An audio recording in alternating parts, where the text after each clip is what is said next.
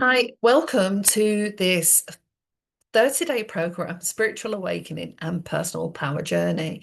And today we're looking at putting yourself first. So do you struggle to put yourself first? Do you feel guilt or angst or just never do so? Have you got a whole internal dialogue and commotion going on? So stay tuned and find out more about how you can address that. So I'm Melanie Gabby. If you haven't come into contact with any of my work before and you've just decided to dive in straight away to today's topic of putting the self first, then I welcome you to this program and I look forward to getting some feedback and hearing about what that was like for you. So, I'm going to talk a little bit about what this means. So, today we're diving into a powerful truth that can shift your entire life. Putting yourself first is not selfish.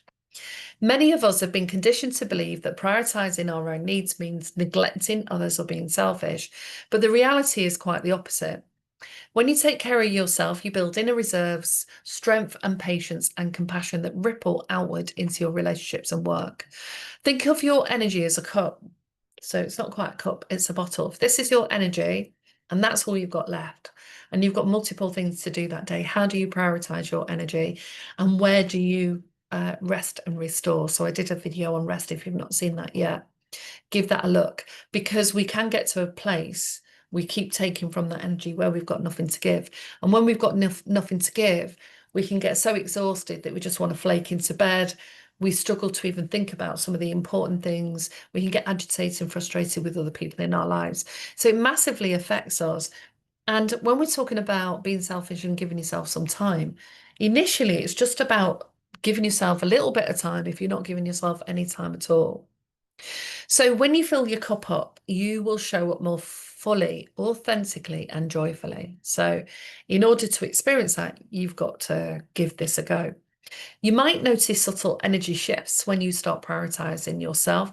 Maybe guilt or resistance arises, and this is the ego's old story about selfishness, trying to hold us back. And if I did some research on selfishness, it would probably come from some ideology around at the time before the Industrial Revolution, because everyone was meant to work hard and be good workers, going into the factories and producing lots of material and goods, to sell. It was probably going further back than that. So these ideas about ourselves, our approach to work, what does work mean? What does performance mean? What does um, supporting yourself mean? And I'm only seeing this sort of in the last decade, really, and in fact, the last 5 years, where we are outwardly and more people are talking about self-care and giving to yourself. So here's the invitation. Observe your feelings, breathe into them, and remind yourself that self-care is radical self-respect. So it's hard to get other people to respect you if you don't respect yourself, and it's hard to get that respect from others if you're not prioritizing your own needs and you just keep agreeing to what everybody else wants to do. So you need to be able to breathe through them. So if you think, oh, I'm going to have an afternoon to myself later or half an hour, and then the phone rings or you get a text and it's not an emergency, and that's what I often say to clients, unless it's an emergency or a priority that you've got timeline on, like a report that has to go to a solicitor, then you work around that. But then if it's not an emergency, then you need to put your phone to one side and say no. But when the feelings come up about, "Oh, I should send them an instant response," lots of people, moment they get a message, are instantly responding. And this is a constant to and fro all day.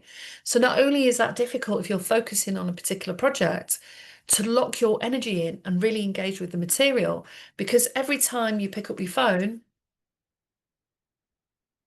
I've just wasted 5 seconds, and that doesn't sound much, but that if you're reading a report, an essay, working on something, that really disrupts the flow, and we don't always get that feeling of, yeah, it's all coming out, I'm going to type it up, and that sort of free flow of consciousness, which a lot of writers, artists, creative people know about. The insight and inspiration don't occur when you want it to. It comes in its own way.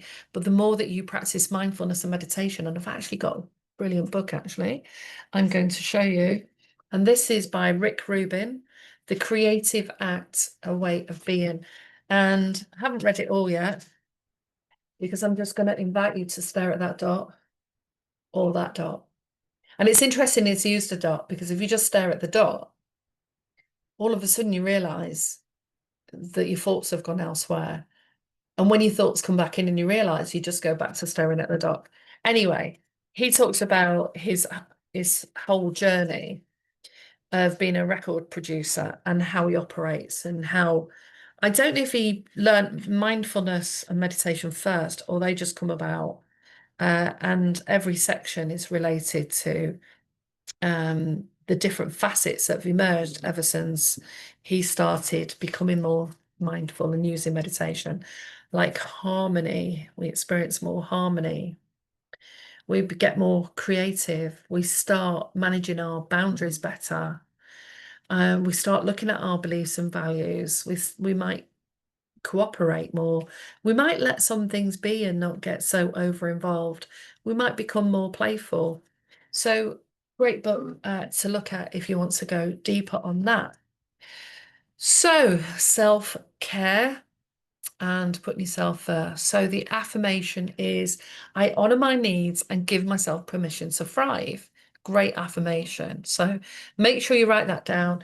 And if you keep forgetting to do anything at all for yourself, put it on a yellow post-it on your laptop, next to your laptop, on your mirror, so that that reminds you. Because as I said in previous videos, we need to do things through repetition for that to start to ingrain itself into our brain.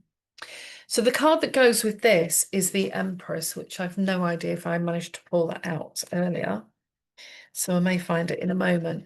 And the Empress embodies wisdom, nurturing, abundance, and self-care. So if you've got access to the tarot, then do make sure that you find the Empress and there it is. It's a beautiful card, this one.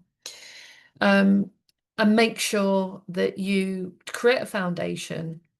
Okay, so you can still be loving and giving and be there for your family.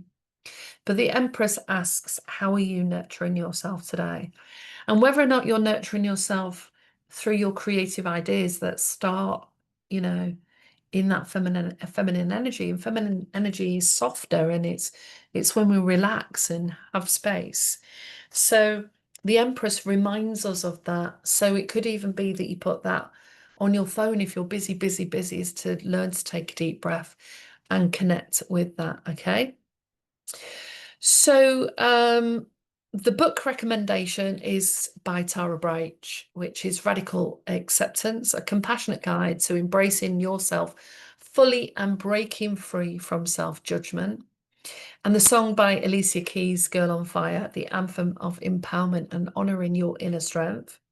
And the research behind this is self-care improves mental health by reducing stress and boosting emotional regulation. So when you rest, your parasympathetic nervous system can come back online and soothe out your nervous system, and you start to feel more focused. You can reflect, meditate, breathe. Whereas if you're constantly busy, it overrides that. And that leads to better self-compassion, self-nurturance, and fostering resilience in your relationships. And the crystal to go with that is the rose quartz, which is the stone of unconditional love and self-love and healing. So the journal prompts are, what does putting myself first mean to you? What fears or beliefs come up when you think about this? How do you physically, mentally, and emotionally feel when you prioritize your own needs?